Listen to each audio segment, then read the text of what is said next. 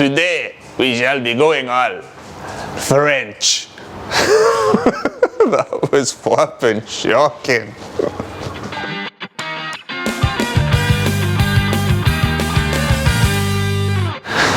Well, guys and girls, hope you're all doing good and all healthy and stuff like that.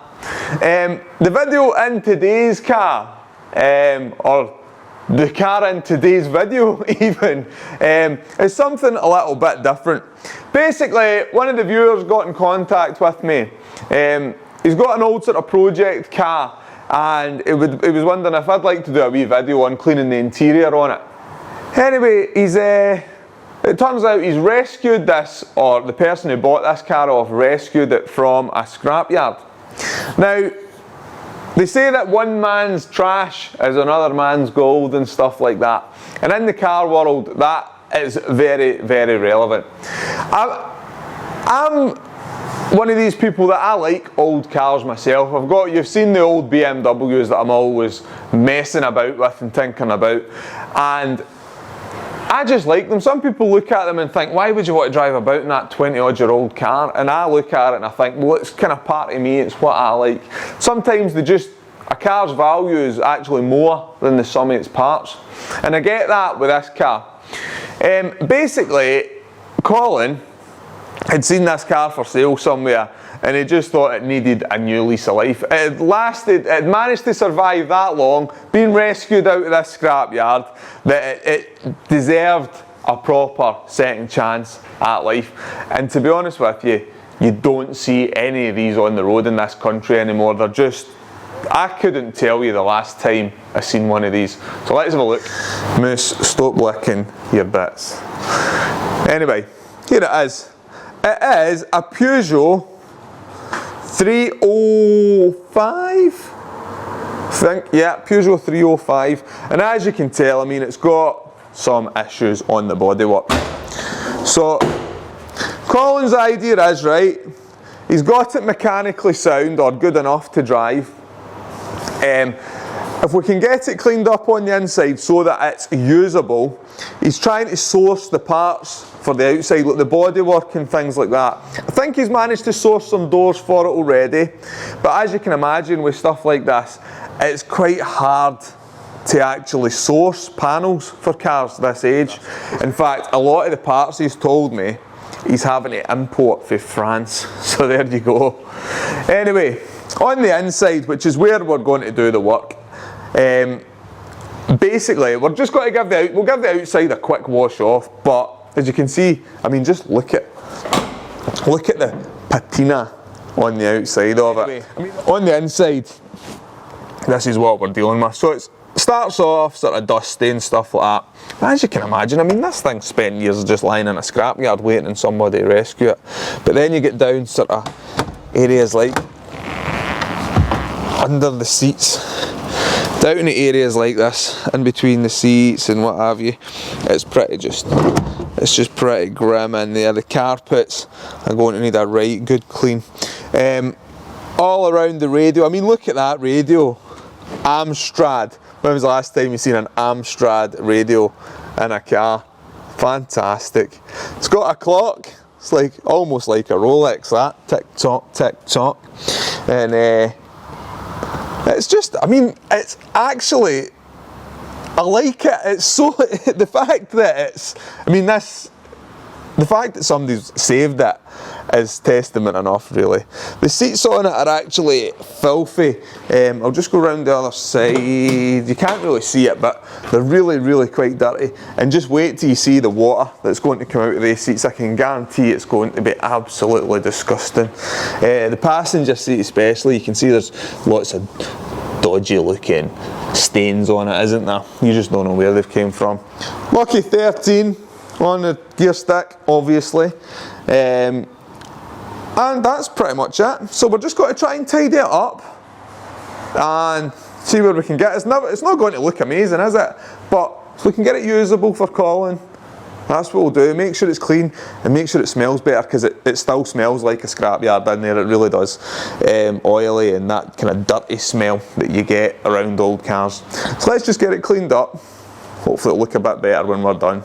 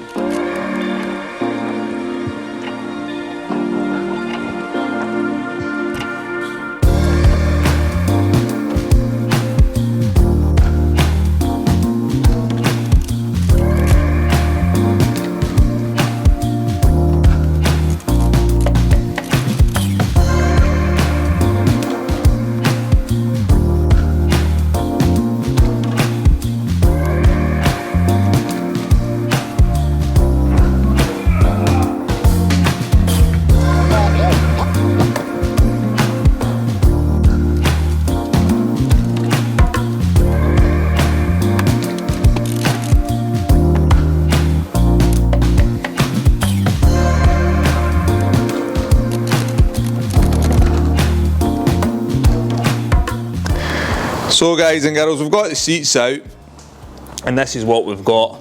We've got the usual sort of build up of grime that you would expect on a car that's probably never ever had the seats out in its 30-year history, so you can just look at that there, can't you? Also, if you look around here, these areas, these are like a little spacer thing that goes underneath the seats, and they've built up all this sort of corrosion, or oxidisation I suppose it is, that's coming off the aluminium. I mean, they come out, those things. It's just a little block that literally raises the seat up an inch or two. I mean, nowadays you would have a jack on the seat if you wanted to raise the seat up and down, like the thing at the side, the lever you would pull. But back 30 years ago they had to literally put these blocks under them to raise the seat up a little bit. And I suppose if you wanted to, you could take them out and lower the seat down. On the other side, it's pretty much more of the same, really. Let's have a look.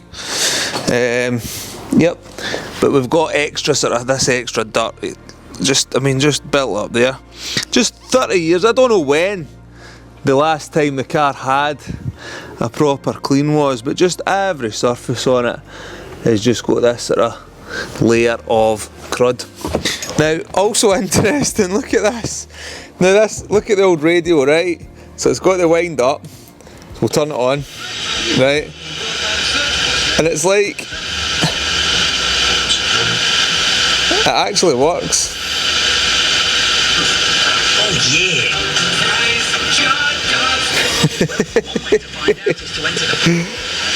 I mean, that's like some sort of sound effect or something, that, isn't it? Anyway, switch that off. Let's get on with the cleaning, eh?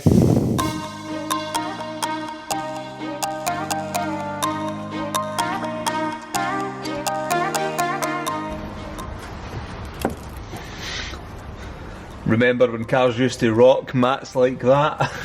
Back in the day.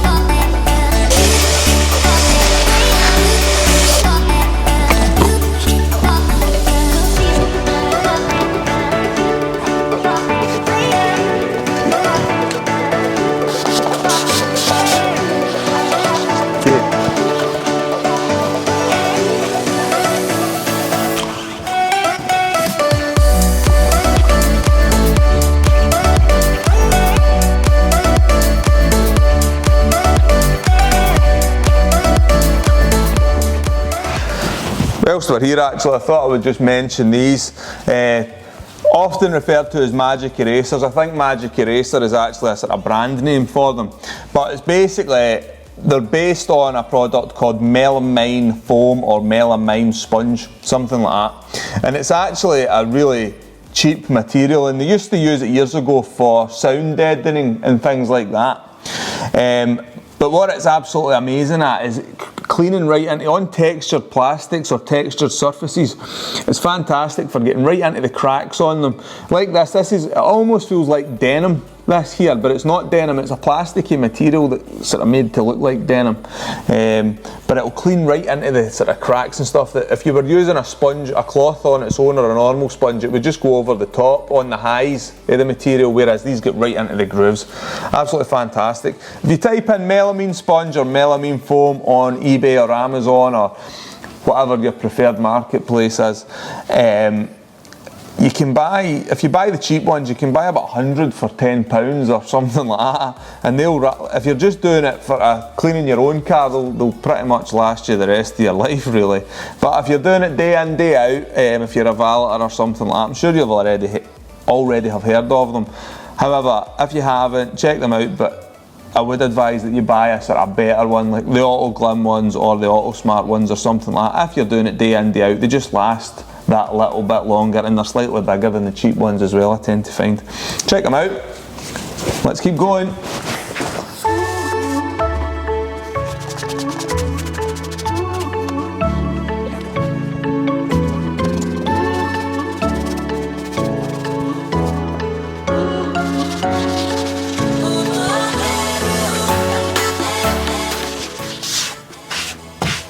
The dirt on that.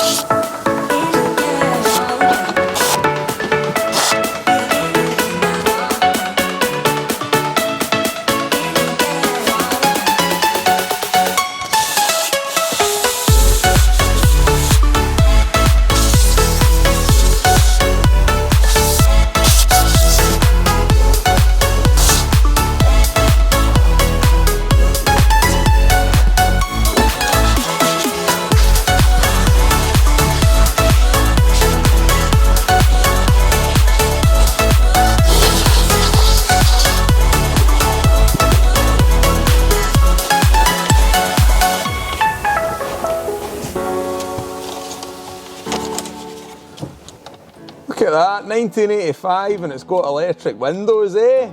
Top spec.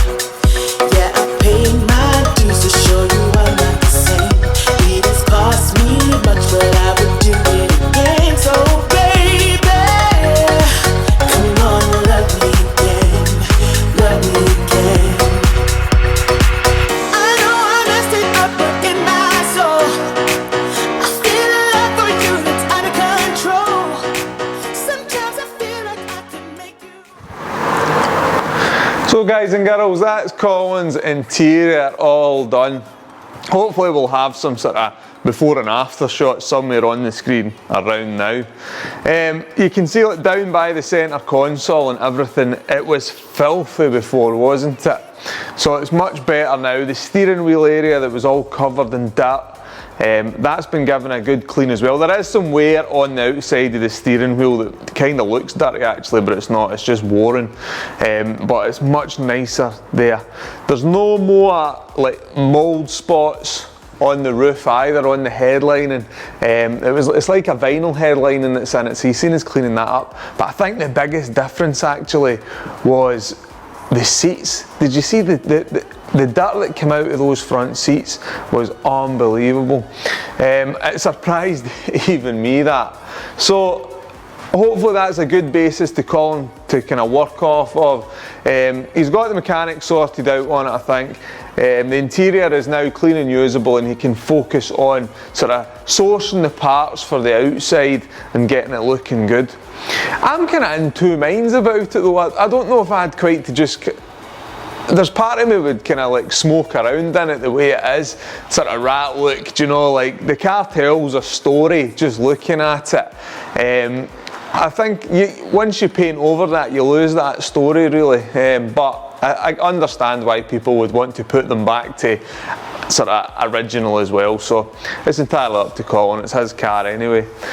Anyway guys and girls, I also always do a little story at the end of my videos. Well, I try to if I remember. And my little story in this one is, I don't think I've done this before. Little story, little question, I mean. And my little question in this video is, what is your job? You all know what I do for a living. I clean cars and sort of mess around with motors. But what do you do? And also, don't just tell me what you do for a living. Tell me how you ended up doing that, and if it's a job that you like doing and you're looking forward to progressing in that job, or if it's something that you're doing as a stopgap. I've got to be honest with you, with the valeting, I trained as a mechanic years ago, and I started the valeting as a kind of stopgap because I couldn't get a job that paid as well. When I moved here to England, I couldn't get a job that paid as well as I was getting paid on my job in Scotland. So I opened up this place as a stopgap, and I'm still here 12 years later because people keep coming back. I don't know why, but they keep coming. Customers keep coming back. So it's nice. It's nice. Anyway, guys and girls, I hope you enjoyed that video, and I'll catch you in the next one. I promise it won't be so long until the next cleaning video. I know it's been a marathon wait this time.